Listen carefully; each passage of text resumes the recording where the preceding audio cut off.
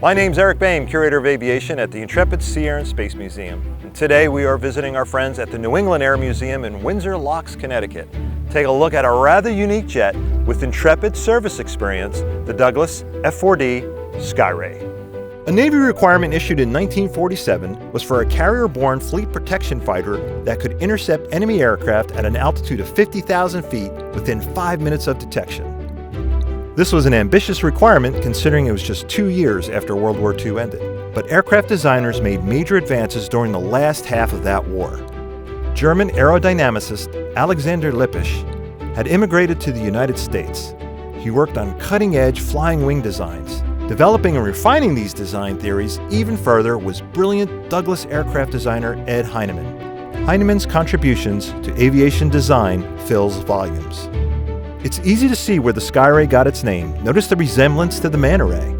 The Skyray had a wide delta wing with large, sharply swept wings and rounded tips.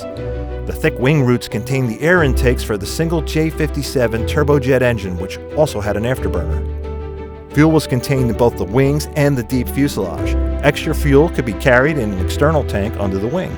Though it did not have in-flight refueling capability built into the airframe, a special drop tank was developed that did incorporate the receiving valve and probe.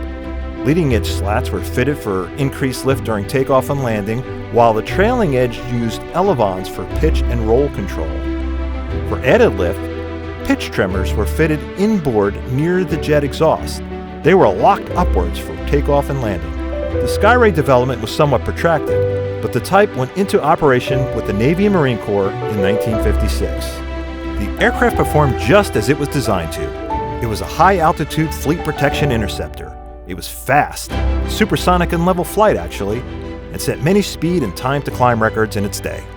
But Navy tactics required aircraft that could perform multiple tasks, like being a fighter and having ground attack capabilities. Because of this, the Skyray service life was rather brief. By 1964, all Skyrays were retired from active service. We'd like to thank the staff here at the New England Air Museum for sharing their incredible collection with us, especially this rare example of the Douglas F4D Skyray, which actually served on Intrepid in 1960.